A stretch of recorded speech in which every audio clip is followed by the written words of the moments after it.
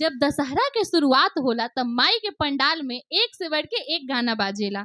वो गाना रउआ लोग को भी पता होई, जैसे में हिंदी गाना, भोजपुरी गाना, मराठी गाना और बांग्ला गाना, ये सब गाना तो बाजबे करेला। बाकी जौन मजा भोजपुरिया गाना के होला वो मजा और कौन गाना में हो सकेला। अब जब पंडाल में भोजपुरी गाना बाजी अब माता रानी के भक्त ठुमका ना लगाई है, ऐसा हो सकेला का? तो हमनियों के रउआ लोग के मर्जी के हिसाब से भोजपुरी गाना लेके आइल बानी जा माता रानी के भक्ति से रिलेटेड। तो चली हमनी के अपना अगला कलाकार से माता रानी के भजन सुनी जा भोजपुरी में। तो अब अगला कलाकार के हम बुलावे जा रहल बानी जेकर नाम बा लखन लाल। तो ई रउआ लोग के बीच में आई है अपन मधुर आवाज में माता रानी के भोजपुरी भजन सुने हैं। तो सुनी जा भोजपुरिया गाना भोजपुरी के अंदाज में। हमनी के नवमी में 9 दिन माई के पूजा पाठ करनी सब, और माई हमेशा हर एक भक्त के पास आवेले, अपन दर्शन देखावेले। ऐसा ही एगो गरीब हमारा नियर भक्त माई से कहले के माई तू सबके मनसा पूर्ण करेलो, एहू गरीब पर तनी दया दृष्टि बरसाओ। मनीष भैया कौन भाव में कहते कि चाहे अमीर चाहे होला गरीब, केहू जाला न दर से खाली जी। अरे निमिया के डरिया पर झूलेली मैया, अरे मैया मोर निराली जी। अरे निमिया के डरिया पर झूलेली मैया। संदीप बाबू कहे के बा कि चाहे अमीर चाहे होला गरीब, केहू जाला न दर से खाली जी।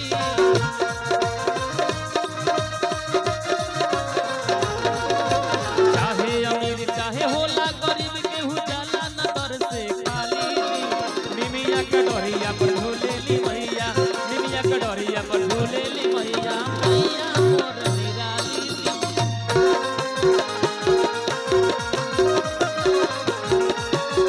निमिया के डरिया पर झूलेली मैया, मैया मोर निराली जी। आहो वाह अमित वाह, गर्दा उड़ा दो। वाह मनीष भैया, संदीप बाबू होई, सोनू हो, राजेश बाबू, वाह जेपी भैया, जय माता दी, जय माता दी।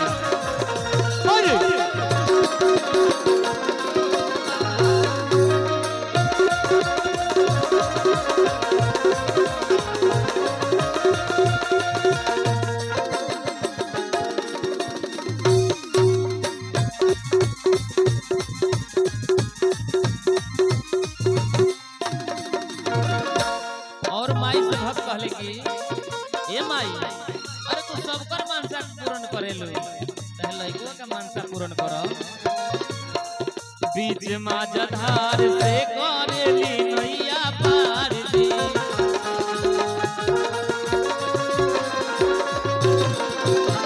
बीच माझधार से करेली नैया पार दी।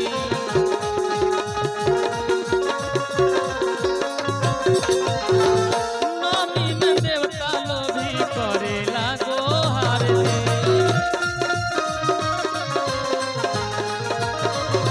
हाँ, नवमी में देवता लोग भी करे जय जयकार दे।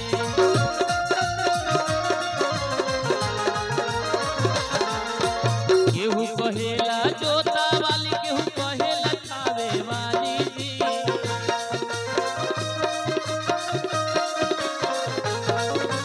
केहू कहेला जोता वाली, केहू कहेला खावे वाली जी। और निमिया के डरिया पर झूलेली मैया, निमिया के डरिया पर झूलेली मैया, मैया मोर निराली जी। निमिया के हाँ हाँ, निमिया के डरिया पर झूलेली मैया, मैया मोर निराली जी। जय हो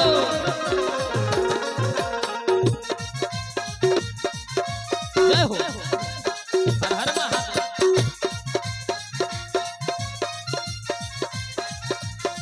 वाह जेपी भैया।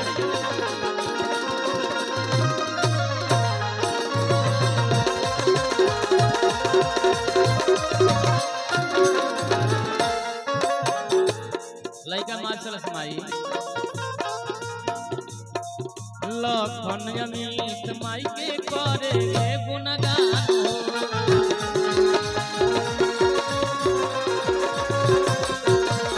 कहिया ले देवे माई हमारा पर ध्यान हो।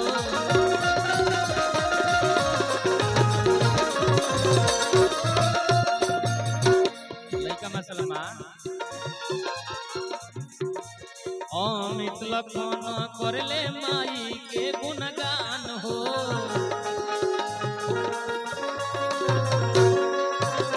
हो कहिया ले देवे माई हमरा पर ध्यान हो।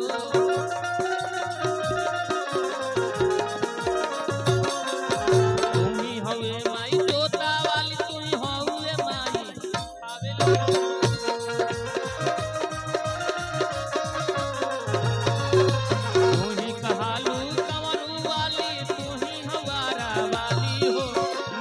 कटोरिया पर झूलेली मैया निमिया कटोरिया पर झूलेली मैया मैया मोर निराली।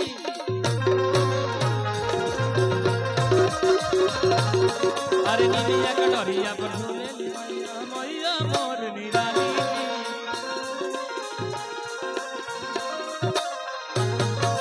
निमिया कटोरिया पर झूलेली मैया मैया मोर निराली।